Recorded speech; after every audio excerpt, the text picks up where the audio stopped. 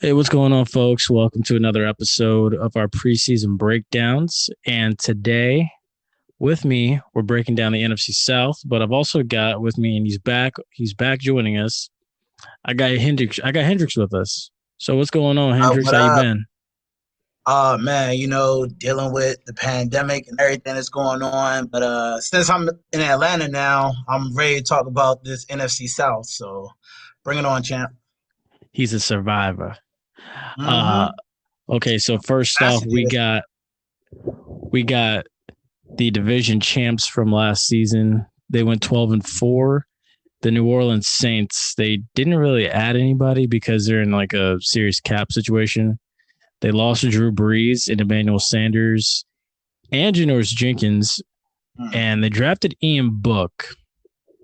So I ask you this: will things be different with Drew Brees gone? Is a pig's butt pork? Of course, it's going to be different, man. Drew Brees, that's a Hall of Famer, man. Um, I don't see them going ahead with Ian Book right out the gate. Um, I'm a fan of Taysom Hill, but their quarterback situation is gonna be kind of uneasy. They don't really have like a solid guy, that can pick up, the mantle that Drew Brees left, man. So it's gonna be interesting to see not just how the Saints deal with it, but how the rest of the division. I mean, Tampa's looking pretty solid, but with everything else, man, it's gonna be real interesting. Oh yeah, oh yeah. And now that you I actually like that you mentioned Taysom Hill and Ian Book. So if it were up to you, if you were Sean Payton, who would you start week one? Man, that's gonna come straight down to performance. And I don't even think he knows. I mean, I look, you mean, got you got Jameis, you got Taysom Hill, and you got Ian Book. like I said, it's gonna come down to just straight performance, man. It's gonna be a carousel. It's gonna be a On, carousel, man. Like I think so too. they're probably gonna end up, starting a guy and starting another guy. But the benefit that they do have is with Taysom Hill is, with him being kind of a all around player, it's going to bring up some pretty interesting play calls. Oh yeah. Oh, most definitely. Most Hmm. definitely. How much weight do you think that puts on Alvin Kamara though? Because he's gonna have to carry this offense, I think. I mean, yeah, I don't think it's going to be anything. He's the workhorse that actually enjoys being the workhorse. If anything, I think he's going to be more hype, more players going his way.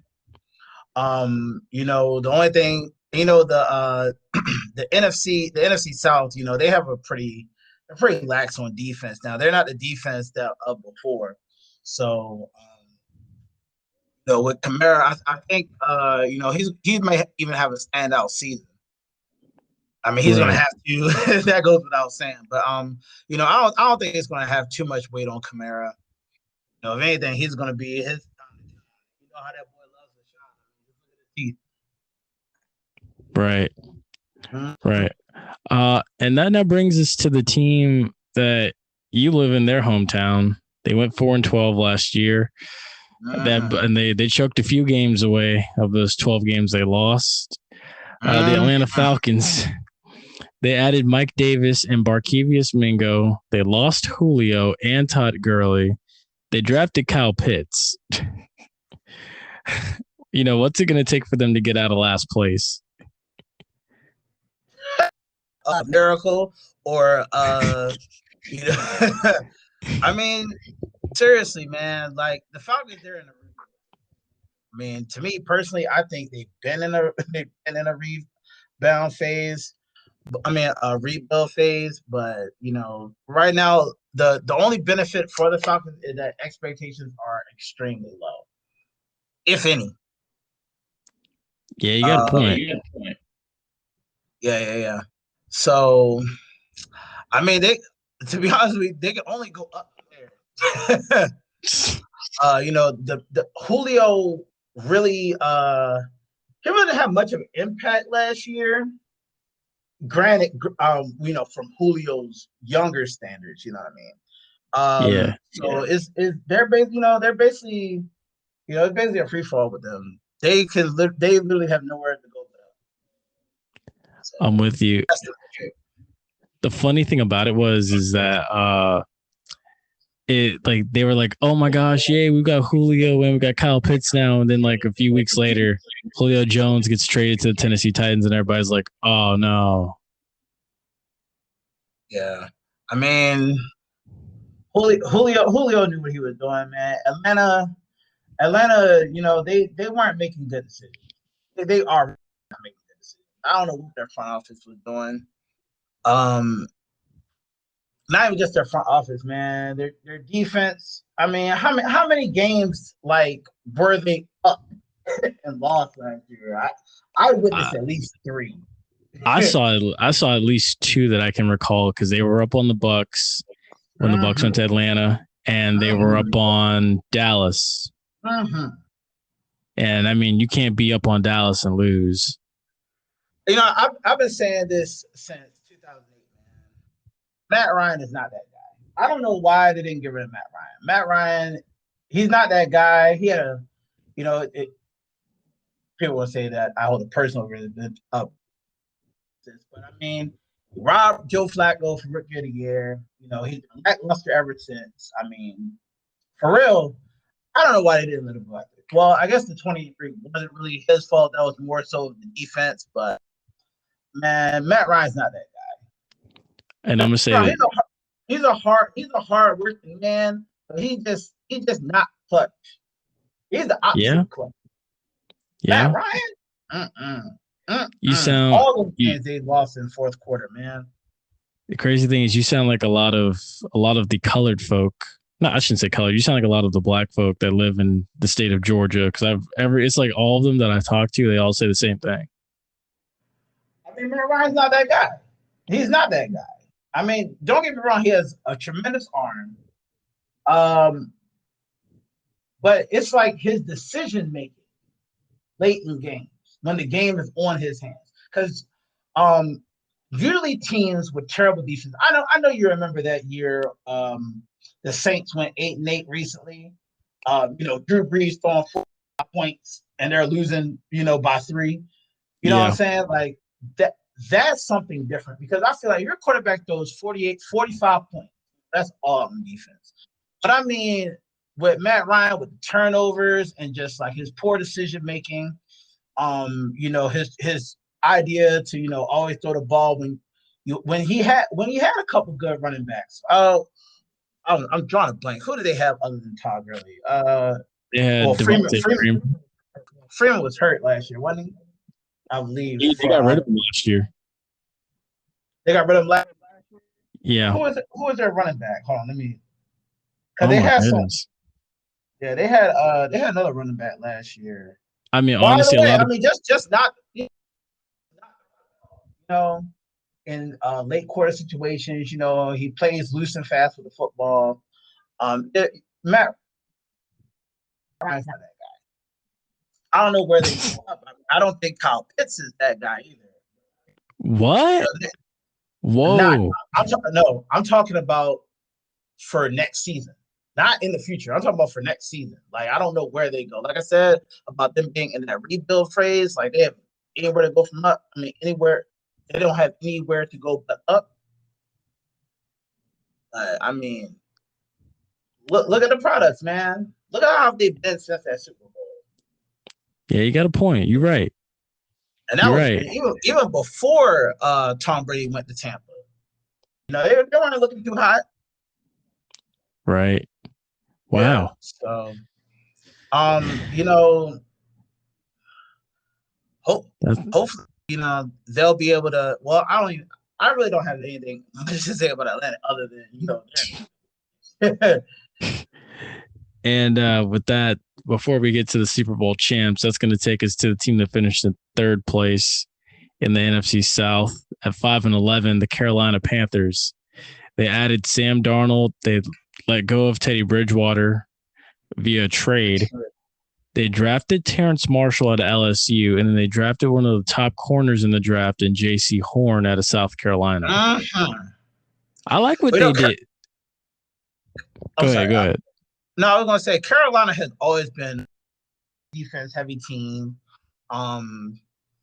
They've always had a good defense. As far back as I can remember, man, they've always had a good defense. So defense never really shocks me with them. It was kind of sad to see Carolina go 5-11. They had potential. It's just but I feel like unlike Atlanta, who blew their games, I just feel like they just couldn't get the ball rolling. I'm gonna share something. Their record doesn't really reflect that. I'm gonna share something with you. I'm listening.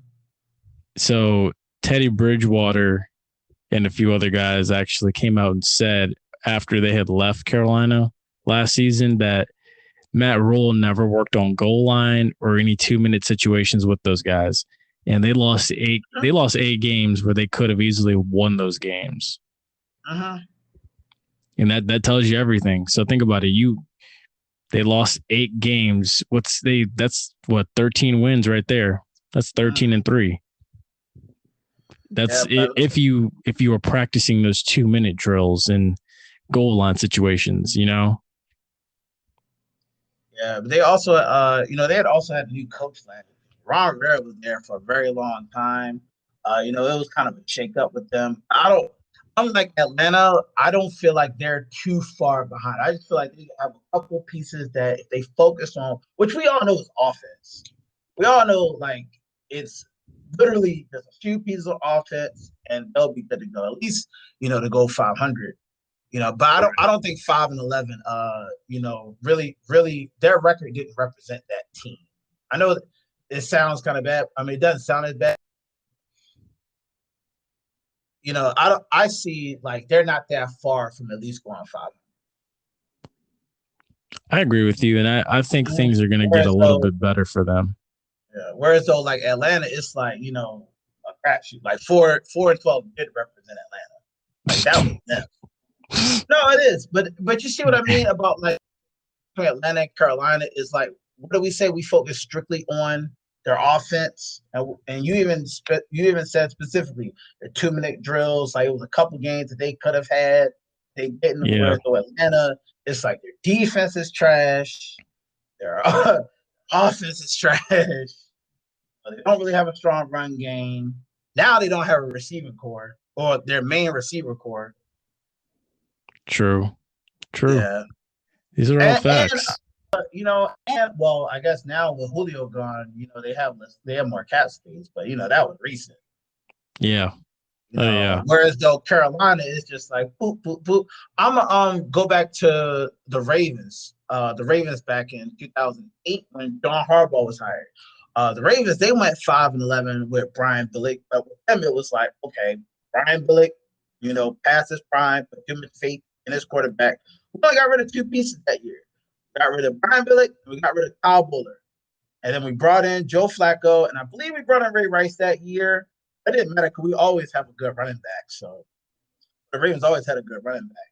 But you see how, and then that next year, I believe we went either 11-5 or 10-6, a playoff berth from going 5-11. One of those losses being to at that time, the 0-13 Dolphins. So, yeah, you know what I'm saying? So, like, with Carolina, I feel like, they could just pick, put their pieces in the right place, they'll be good to go. At least 500. I'm not saying they're going to win the division, but at least, they at least can get the ball rolling. They're not too far in the dirt. Right. So let me ask you this before we move on to Tampa Bay. Is Sam Darnold the right guy to lead this offense? Man. I mean, it's kind of hard to tell because we all saw what he did in college, but and you really can't judge him from the Jets. I mean, they're the Jets. You know what I mean? And then they throw him right in there. You're in a pretty hard hitting division. I mean, people don't really think of the AFC East. When people think of the AFC East, they think the Patriots. Well, they used to think the Patriots. You got the Patriots, you got the Bills. It's not easy to win in Buffalo at all. Yeah. And then you got the Dolphins, which is a long way from home. So this will be his year. this will be the make or break year. We'll actually get a chance to really see Sam Darnold. I agree. To see, before I base an opinion. I'm not going to base his career based off the Jets because he did show flashes of greatness. They were fleeting, but I mean, he was on the Jets, man. If anything, I'm proud he just got out of there. I feel like Carolina may actually be a better situation for him. But I mean, like, we're gonna have to wait and see because we've all seen people who and get hit one time. But this is going to be interesting. I know with Sam Darnold, what a lot of people have said about him on the team, they've always. I mean, I don't get straight, sources like Stephen Smith, but people usually speak highly of Sam Darnold. They don't say he's lazy. They don't say he doesn't have a good work ethic. He comes out every game or the games that he played. But I feel like Carolina, this will be like we'll actually get a better look at Sam Darnold. But in my opinion, I don't really have nothing to say other than, man, he was on the Jets. I feel you. And that brings us now to the 11-5 Super Bowl champion Tampa Bay Buccaneers. So they didn't really add anybody because everybody came back on team-friendly deals. And I'm going to say this for the people, i.e., our producer that does not understand this, is the fact that when guys want to win, guys sign team-friendly deals. This is exactly what people did in New England. And what happened? New England got Super Bowls out of it. That same thing is happening here. And I don't understand why people cannot understand this. The Bucs got a good thing going. They do. I'm not just talking about Tom Brady. I mean, like, they established a winning culture because it wasn't long ago when the Bucs were the laughing stock of this division for a long time. And I'll say it's Tom Brady. A lot of it's Tom Brady. It also goes beyond that. It goes with the team. I mean, it's kind of hard to say people believe in Tom Brady. I mean, people do believe in Tom Brady. He's Tom Brady. So I said, people believe in Michael Jordan. But we also had when Michael Jordan went to the Wizards. You know what I mean? With Tom Brady has one thing on his mind, and that's winning. That's winning. Exactly. If Tom Brady goes to the AFC Championship, he's the bust in his eyes. Just like Kobe Bryant, just like so many others, he's first one to practice. Last one to leave. He's always working. That kind of like inspires the rest of the team. But no, I do think the Bucs have a good thing going. The team is rolling on that ball. Yeah, and I'll say this. Well, by the way, folks, they lost Ryan Smith, HBCU product from North Carolina Central. They drafted Joe Tryon from Washington, drafted Kyle Trask. But I'll say this. It's not often you see a GM last as long as Jason Light has in the situation he was in. Because think about, he's 2014 to 2021, going on 7 years now. How many GMs on mediocre teams actually last that long? You know what I mean? None. I would say not many. None. Like a lot of people are kind of knocking this and saying, I don't see how people can root for the Bucs, i.e., certain people out there, and like things like that. But I'm just like, look, I credit Jason Light as a GM. He came into Tampa.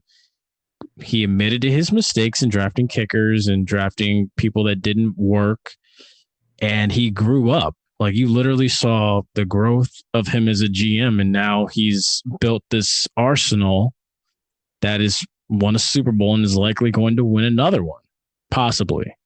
You know what I mean? Yeah, but with the GM situation with Tampa, I also have to say something, man. I mean, you gotta admit, Tom Brady is like LeBron when it comes to teams, man. People come. You got Tom Brady. Tom Brady's your GM now. He caught a break. Like Tom Brady absolutely wanted to go He Absolutely. wanted to go to Tampa, and people followed, and people letting up, and people, stood up. It's just that thing. Like, I mean, look at the Lakers. Remember the Lakers before LeBron went? I mean, look at them. Yep. They're Yep. pathetic. Right. I agree. And then LeBron came, people straightened up. Now they're,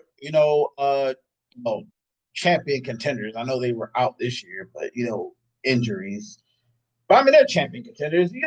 If as long as AD comes back next year, they're coming back to the championship, man. Or they're coming back to the playoffs. They're playoff contenders. Same thing with the Buccaneers, man. Tom Brady brought that energy there. I'm not doing anything. I know Tom Brady didn't do everything. I don't want to put it, say like, oh, Tom Brady that they were that. That was a huge helping point. And I feel like if Tom Brady did not go to the Bucs, and they were relying on who's going to be their quarterback? Honestly, so there was multiple options. If they didn't get Tom, they were going to go after Phillip Rivers, and if they didn't get Phillip Rivers, they were going to look elsewhere. And then like Jameis was like, there was like a door 2, 3, 4, and 5 before they brought back Jameis. He would have been out the door this year if Tom Brady didn't go there. You know what I'm saying? Like he caught a break.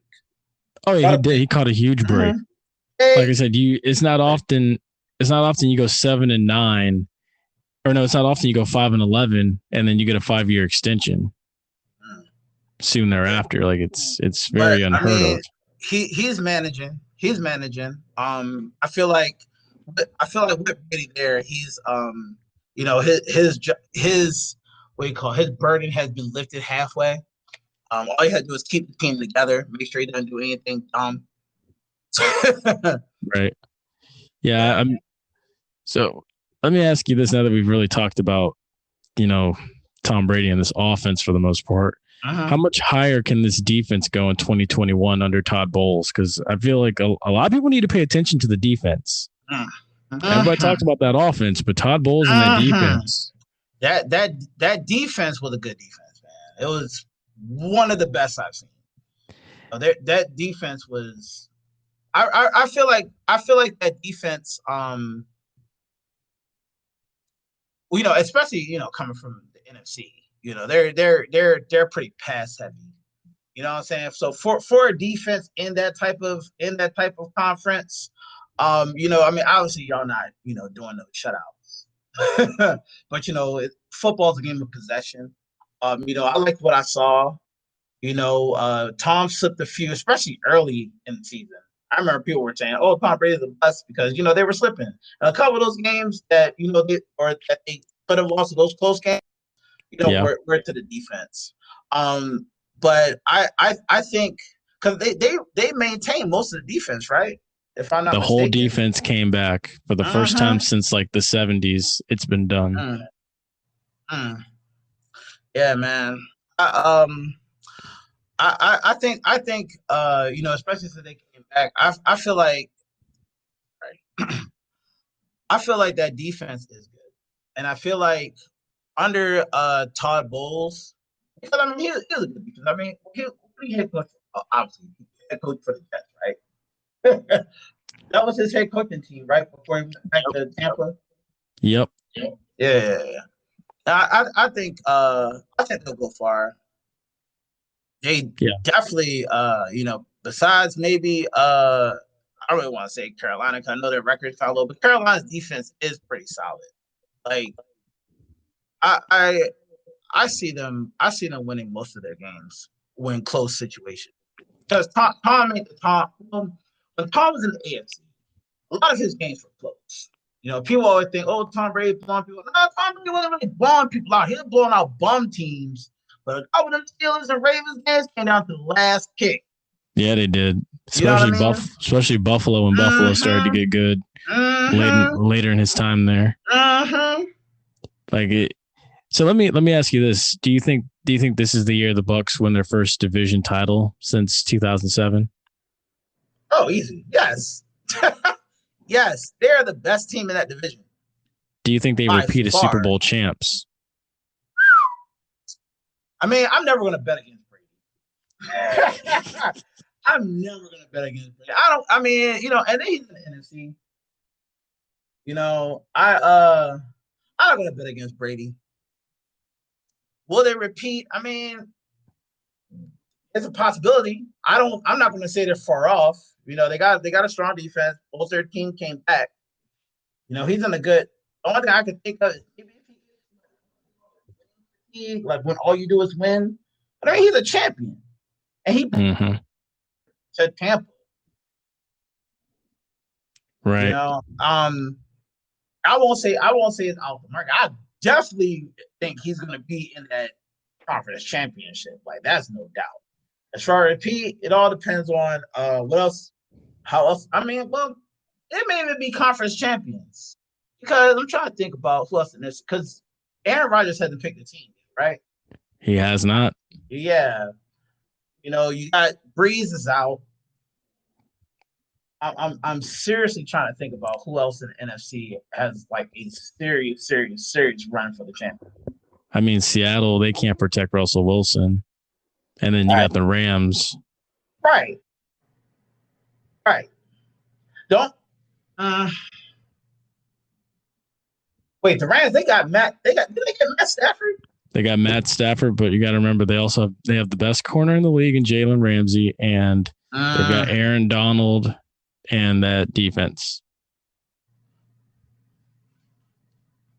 Yeah, I see them definitely going conference championship, maybe even being conference champions. I don't really see anybody in the NFC that's really holding down on them. It all depends on where Aaron Rodgers goes. If he stays in the NFC. But I mean, yeah, they have a very good chance of repeating. But I definitely see them going to the conference championship. I feel you. They're definitely division champions. You can quote me on that one. I got you. Don't worry. So my predicted order of finish before we wrap this up, I got Tampa Bay. I got the Saints. Not too far behind the Saints, I got Carolina. Close. It's going to be close for second place. And then I got Atlanta finishing in DFL. I'm sorry. I was gonna say, do you think it's gonna, other than Tampa, you think it's gonna be like a what's that? They're the NFC. Are they the NFC East? Yeah, you think it's gonna be NFC East situation other than Tampa? No. I think New Orleans is gonna have a chip on their shoulder.